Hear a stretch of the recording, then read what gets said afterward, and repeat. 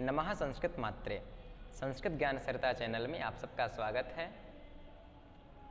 आज आप सबके सम्मुख बड़ा ही सुंदर जीवन को एक और मार्गदर्शित करने के लिए बड़ा ही सुंदर श्लोक है। आप सब इसका श्रवण करें, मनन करें और अपने दिनचर्या में लें, क्योंकि इससे व्यक्ति का पूरा जीवन बदल सकता है।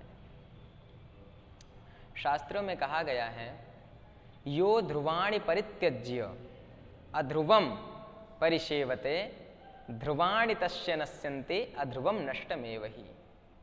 जो व्यक्ति निश्चित वस्तु को त्याग करके, ध्रुव मतलब निश्चित होता है, जो मनुष्य जो प्राणी निश्चित वस्तु को त्याग करके अर्थात जिस कार्य में सफलता प्राप्त होना निश्चित हो उस कार्य को त्याग करके असफलता की ओर, जिस कार्य में संदेह हो, अनिश्चित कार्य की ओर अग्रसित होता है, अनिश्चित कार्य का आश्रय लेता है।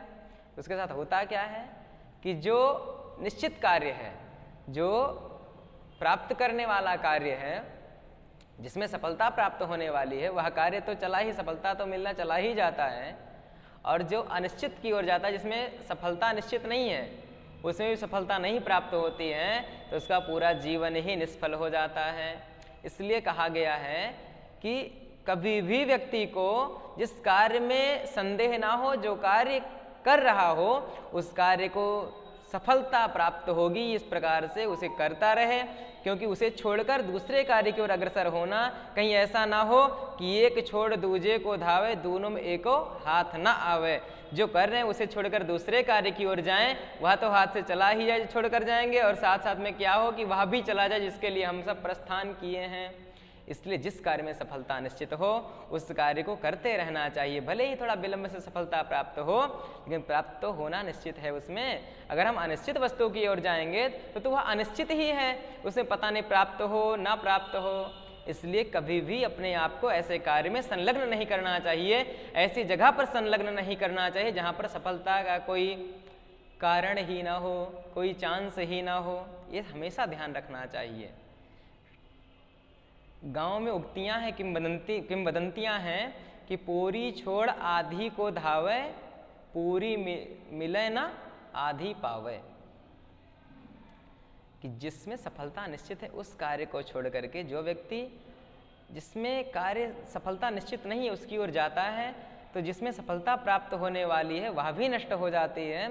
और जो असफलता, जिसमें सफलता निश्चित नहीं है, वह तो पहले से ही असफल है।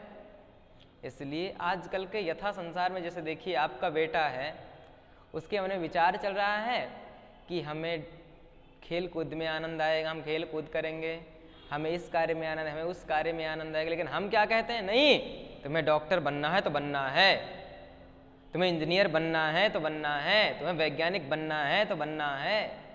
अरे महाराज, अगर हम सब ऐसे अपने पुत्रों को ताड़ित करेंगे तो ना वो जिनमें उनकी रुचि है वह ही प्राप्त हो पाएगी, और ना जो हम चाह रहे हैं वह ही प्राप्त हो पाएगा। इसलिए उन्हें अपने ऊपर छोड़ें, उनकी जो रुचि कहे उसे उन्हें प्राप्त करने दें।